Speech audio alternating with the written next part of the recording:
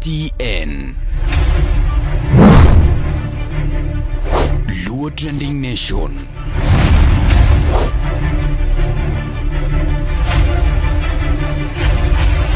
Mopandi inyenyo elela.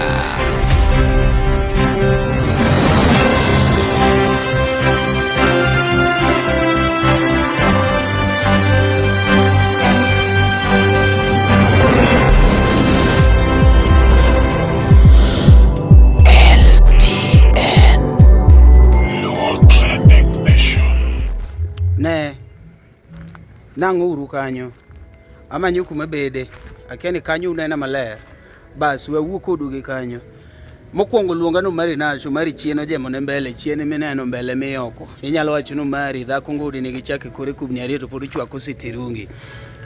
Kawuono wan Nakuru akiana nyalo tang'o ni kanyo kunga tang' ni kanyo iluongo ne MKU. Wan kaendi iluongo ne Masat Launch. Masat Launch yudore Nakuru and wan gi Elisha Toto.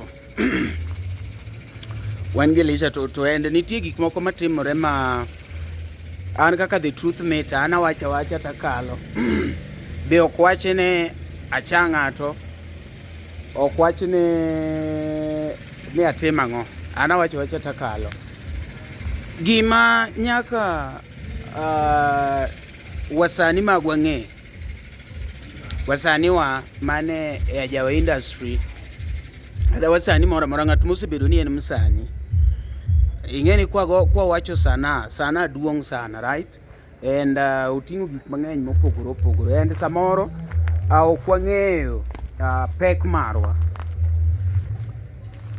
Msani nyaka ing'e ni your social media handles reflect who you are, reflect yourself. Iwinjo, inyalo bedo ni ati in gi page and nitie gik ma personal ma in godo, maybe nitie fan moro mihero ahinya, nitie watni moro migeno sana, nitiere osiepni moro munuchako go chon, en opogore. Pages magwa oningo bed ni lando tije mekwa. Social media handles mekwa oningo bed ni lando tijewa. Nitie jomoko ma will not call you. First they will go through your profile. You get it? They will go through your page. And what they see from your page, that is how they take you. Let me tell you. There is a time that people were looking for advertisers, influencers from Lowland, right? And then, do you know what is funny? That I was the first person to be approached. And then these people went through my page. They went through my social media handles, that is TikTok, Facebook, YouTube, and everything, you know. And this is my slogan that I always use, right? And I don't mean anything ill for anybody. I just take it as a normal thing, you know, to tiyogi chiethguok. That chiethguok alone has costed me a lot.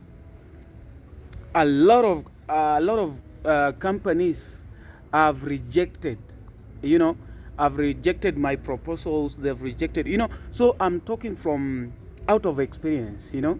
And I always mean good for our artists, my fellow artists. And we always say that we learn from our mistakes. It is not bad to do a mistake, but we should learn from them. So anybody that cannot learn from a mistake or from the past, then koro mane mangama wanyalo wacho ni is mentally dwarf. Koro anawuoyo kodu. Aneno ka from different pages aseneno. Different pages. Iyudo ka ng'ato nyalo kata mana wish a birthday. So let us take it from my lovely friend Elisha Toto. Mabe abiro tiyo go kaka wuon, right? He's a good friend of mine and I've seen this. And if you are a friend to somebody, then you can use that ikono osiepne ni kata feel ni rach donge. So aneno gini and I've been seeing it from different artists. ni ikaw page ni iwish godo ng'ato birthday. It's not bad, it's right. Mondo wish ng'ato birthday, inyalo wish manager ni, inyalo wish osiep ni, inyalo wish. But now wan gi in gi team maduong', wawach kata ni roughly itiyo gi ji 10 kata 14 kata 15. How will you balance these 15 people? Because if you can put your page ni koro idwaro equality, Omari itiyo godo be nigi birthday, okoloso show kata madango wache ni ati waloso ne birthday party makoro walando kwa luongo go ji show. No, ena birthday, pure birthday. Omari kawuone lando, kiny japiano ok lando. Japiano feel ni nitie kakiere moloyo, nitie kako kiere, iero Omari moloye. Aya, in gi managers ariyo kata adek, i-post moro mudong' kaneno nang'o ng'ane, koro magi gik manyalo ketho, how can I call it, reputation mar jathum. Iyudo koro ok en gimimiyo general post, en inyal land kode show. Wanyalo wacho ni Omari nigi show to waloso ne birthday party motenore gi show wa, nikech gik mwalande wolwa oningo bed ni promote tijwa. Sawa, gik mwalande wolwa oningo bed ni promote tijwa. Ka in makane ka oningo bed ni ka donjo kanyo taneno ka at least in gi in gi kuonde moko miseloso geche moko achiel ariyo adek. Mane momiyo an kaka MC sama an gi Elisha tamako clip moro matin taketo. Clip matin is very important because somebody can see ngani kare kare Elisha bosetiyogo, kare Freddy bosetiyogo, kare ichalo ng'ama loso CV mare. Ng'ato yuda ichalo ng'ama loso CV mare. Mane momiyo an weche na ok richo offline but online to weche na richo donge. Koro yudo ka ng'ato luonga arus mar kanisa to koro Omari weche ni kaka kiwachke. But an gi ng'ama nigi common sense. En mani okonya neno ko that common sense na nikech page na oyudo ga kawacho maybe weche madongo. Iyuda. Koro ng'ato nyalo tami tich kaluwore gi wolni. Kasto nitiere kaka samoro ka ng'ato golo thum. For example, Prince Inda, ng'ato golo Elisha Tutu, Musa Jakadala. Iyudo. Kasto iyudo ka ng'ato kaw challenge. Iyudo. Kingi challenge mokwongo nyako maber, kingi challenge mar ariyo nyako maber, kingi challenge mar adek nyako maber, kingi challenge nyako maber. Somebody is mistaking you to be humanizer. You get it? And kamane kaka ng'ato lose hope. Iyudo ka ng'ato share malich nyako moro motimo ne challenge maber. Nitie wuoyi moro motime gi ngufu te ok bed share. Ineno? Magi gik maketho reputation mar jathum. But kiwacho kama ibro yudo ka ng'at moro mofuwo riyore comment kanyo ni sini yake inuchuni gang'o kirango. Relax, punguza ndimu, ng'ene what is the role mar Omari entertainment industry. Some people are mistaking me because they don't know my role. And I've been telling people every day, every now and then, that that's why I cannot be a musician. Yeah, however much I can be talented, I may be having vocals and every other thing, I may be a very good composer. But thum nitiere gik modwaro. Iwinjo, ok inya bedo jathum tigo ni chieth guok. Ok ibi bedo jathum tiyawo kamera ikwero adieri, mane machando ng'awa, mane machanda Tommy Sifa. Osechando kata jothumbe moko ya Kagundo Road kaendi, magin ka gimoro chwanyo gi gin gigoya gin ok nyon gi. Endi neno kaka ok nyon gi no, kaka gi behave like pok thumo donjo kuom gi. Gin jower pok gibedo jothum. Iwinjo? Koro iyudo ka ng'ato wer mamit but omedo mana rumo kata obedo stuck e step achiel mono entiere. Nikech these simple things mwawacho, kiwacho to ng'ato neno ni ng'ane ok dwara, ng'ane tho wuoyo, ng'ane janyiego, ng'ane timoro nade. Nilikuwa naomba jamani kwa fursa hii obed nimuite mheshimiwa mawacho gi MP ka yue MP ningo bed ni anasikia kacha ka yue ningo bed naneno show mari. Babu wako around. Oningo bed. Ama ameenda kubless mababu. Ambassador moro kaka Senda. Nataka jamani mheshimiwa Jalango. Ajue kama. Mheshimiwa Jalango. Mheshimiwa Jalango. Nataka Mheshimiwa Jalango. Mheshimiwa Jalango. Mheshimiwa Jalango. Please come for 1 minute. 1 minute. 1 minute. Ngoja. There is something that we call professionalism. DJ Nick D. Anytime. Aya, so what you're doing right now, selector, level. Nick D. So what you're doing right now, I'm introducing us to DJ Nick D. DJ Nick D, yes. Nataka utubebe uninterrupted. After hiyo, tunaita Calligraph Jones, wakali nani, alafu tunaendelea. Sawa.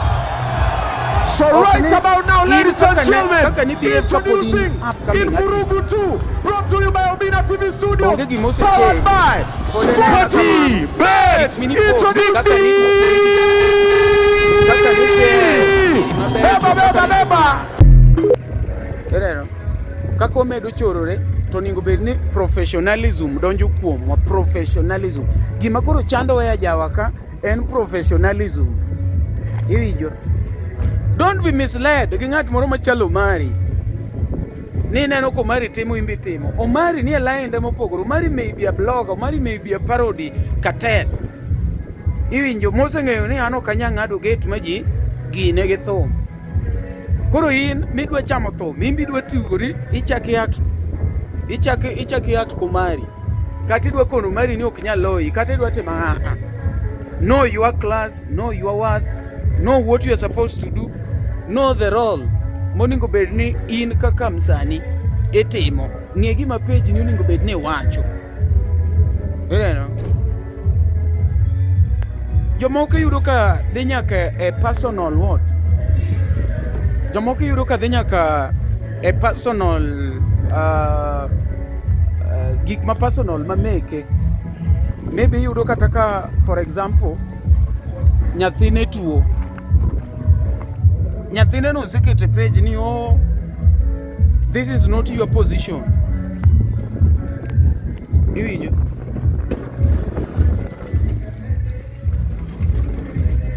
Koth chwe oko kanyo adonje gari.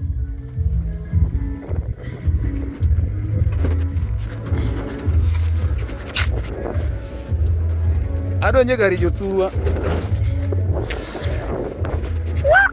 Hey.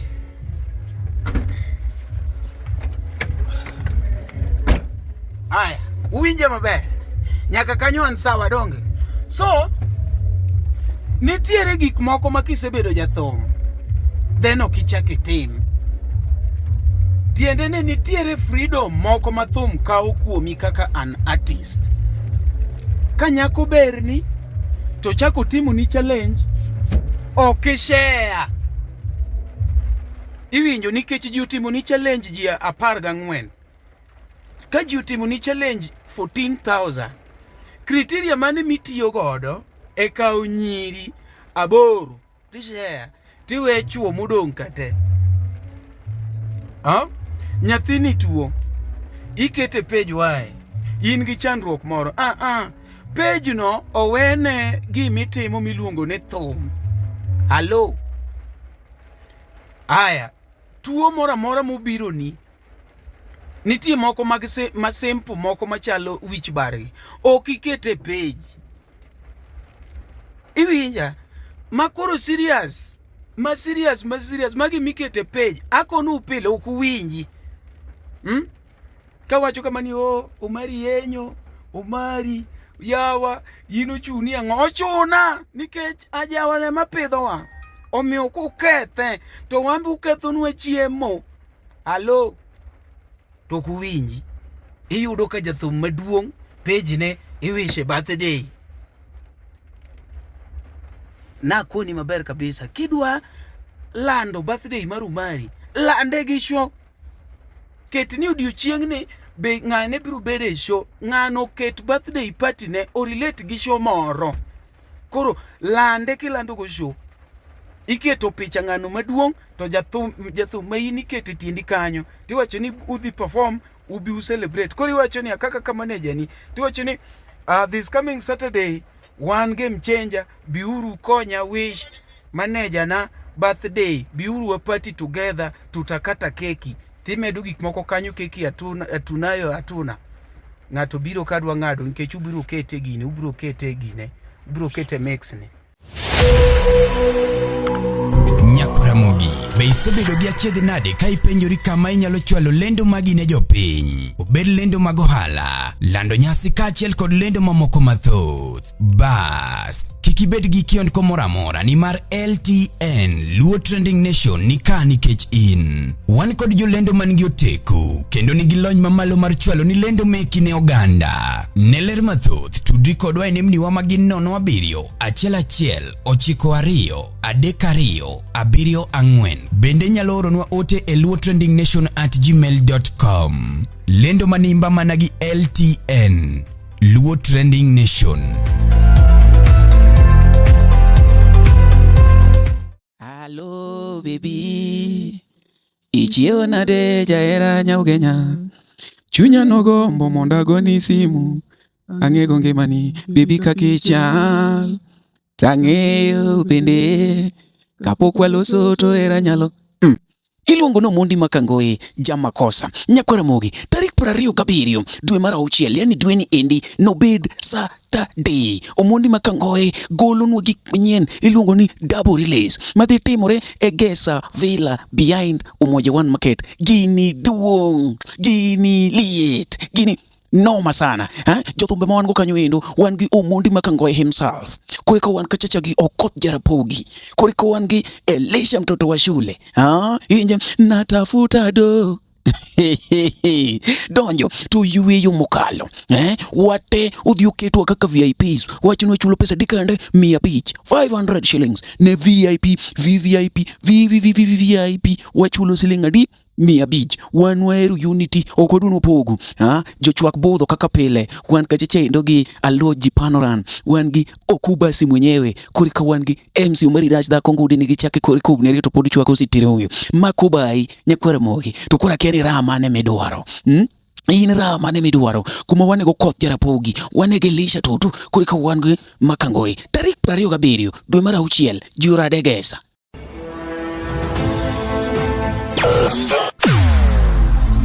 Weche mopondo, weche mopandi, inyenyo elela. Kineno kokuo kuomi matiende ni onge. Isebe. Ne sigana mamulo ngimani, sigandi joluo, joajawa. Jothum mokwongo kapok waduogo kuom Ohangla, ong'eane life mar jothum gi familia margi. Ineno Luo Trending Nation ni ong'ala manyime mar gundo ni wechegi kaka gitimore kod ng'ama otimogi maonge deo wang'. Ochiem to chiem mariek nikech be samoro. Tudri kodwa seche duto, ndalo duto, kinde duto e tong wang' mbui mar YouTube, TikTok, Facebook mondo yudu wechegi kamora mora maintie mana kar bedo. Kete mana kai, kete mana kokidwa kete ka to wabro keti gi thuon. Luo Trending Nation, LTN, the best ahead of the rest.